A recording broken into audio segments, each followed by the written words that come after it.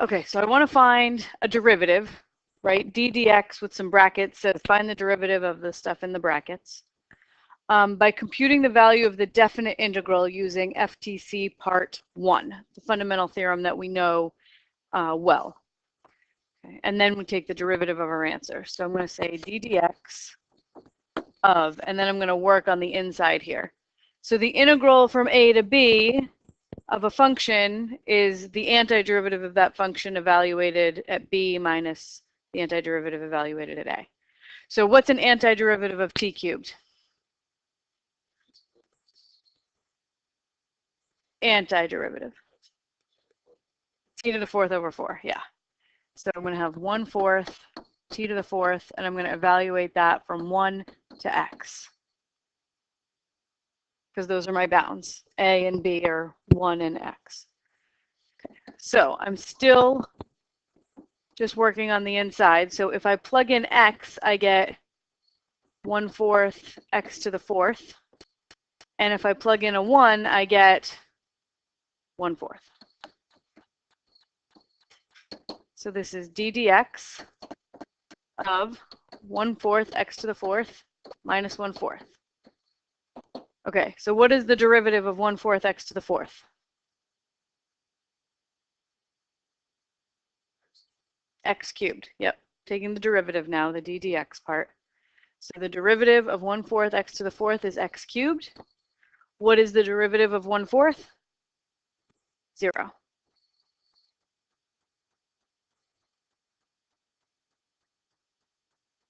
So that should not be an entirely surprising result based on what we just discovered in this lesson.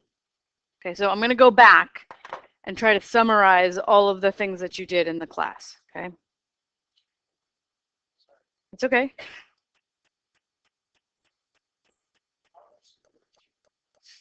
Okay, just pointing out all the things that we've done in the lesson. So the very first thing we did was sketch an antiderivative. No numbers at all, just based on increasing, decreasing, and concavity behavior. We sketched an antiderivative for this graph. Looks like a cubic, right? All right, then we introduced this completely new thing called the cumulative area function. We filled out a table of values, plotted them, and that thing looks exactly like the rough sketch we did of the antiderivative in number 1. So I plotted these points for c of x. That looks generally like the shape of the thing I drew of my rough sketch of the antiderivative right here. Okay, so we were like, is that the antiderivative, right? So we said, well, let's try another cumulative area function. This time I'm starting at 1 instead of -4. And we did the same thing. We plotted the points, and it has the same shape. It has the same shape as the previous cumulative area function and the function that we drew as an antiderivative. It's got the same shape. It's just a vertical shift, right? So it used to be that f of -4 was 0.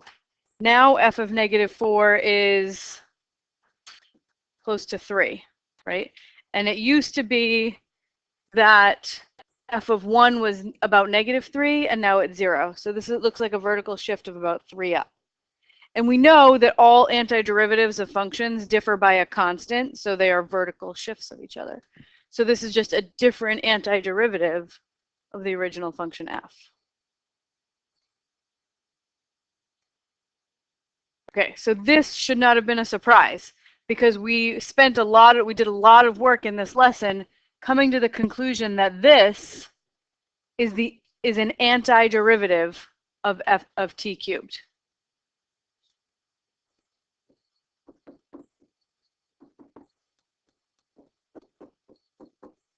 Right? So if I'm going to take the derivative of an antiderivative of t cubed, you get the function back. But you should notice that t is like a dummy variable. X is the actual variable because it's this is a function c of x that goes from 1 to x. It's a cumulative area function. So we could have done this super fast by just saying, oh, the answer is, instead of t cubed, x cubed. So today we saw the second fundamental theorem. We can construct an antiderivative capital F for any function little f, where capital F is a cumulative area function from a to x of f of t dt. It's an antiderivative. That is the surprising result. That is the fundamental theorem of calculus part 2. That cumulative area function is an antiderivative. So in other words, if you want to take the derivative of the cumulative area function, you just get the f back. So that is an important shortcut for us. And it tells us to change the t, or if there's t's, or t's if there's more than one of them, to an x. So using the shortcut for this one, I could have immediately written down that d dx of this cumulative area function of t cubed is x cubed. I didn't have to actually go through all that fundamental theorem part 1 stuff. So for example, if I want to find d dx of the integral from 6 to x of cosine t dt, this is a cumulative area function under cosine t, which means it's an antiderivative of cosine of t.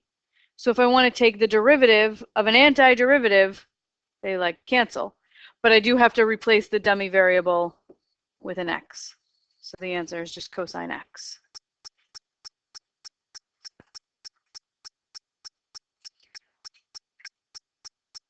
Okay, so now we're just going to do a couple of these that are a little bit more complicated. So this looks very similar. I want to take d dx of the integral from x to 0 of b over cosine b db. Okay, so the x is on the bottom, but the fundamental theorem part 1 says that if I integrate from a constant to x, I can use this little shortcut. So what happens if you switch and I put the constant on the bottom? It makes a negative. So this is going to be d dx of negative the integral from 0 to x of b over cosine b db. And then I can pull the negative right out of the derivative too. So this is negative d dx of the integral from 0 to x b over cosine b db. And then I can use my shortcut, right? I know that this is an antiderivative, this thing in brackets. It's a cumulative area function, so it's an antiderivative of b over cosine b. And when I take its derivative, I'm going to get x over cosine x.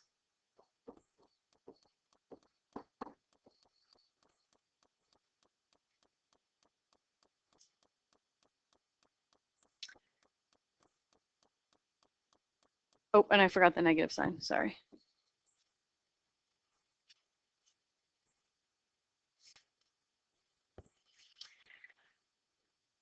Okay, so in this one, my bounds were flipped. I just had to change the bounds to make this work.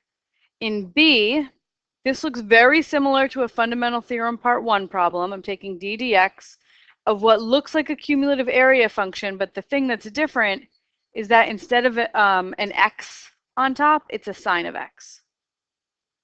So anybody remember what rule allows us to take a derivative, which is what I'm doing, d dx here, right?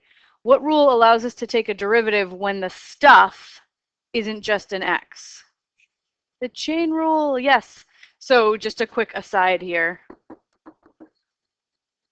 Let's say I want to take the derivative of the ln of the sine of x. That would be what? 1 over sine x times cosine x. So you use the standard rule, but you replace the x with the thing that's inside, and then you multiply by the derivative of the inside. Okay, so my standard rule over here is that I would just oops. Ah.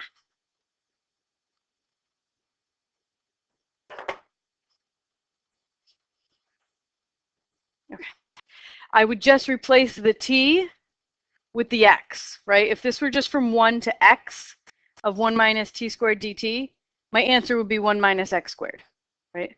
So I would replace the t with the x. So instead, I'm going to replace the t with a sine of x. So I get 1 minus sine squared x. But then I still have to multiply by the derivative of the stuff, cosine x. So it's just a fancy case of the chain rule.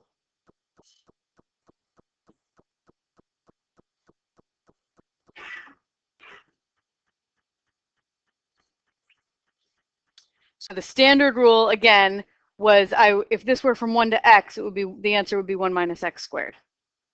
But because it's from 1 to sine of x, instead of replacing the t with an x, replace it with a sine of x, and then multiply by the derivative of the stuff.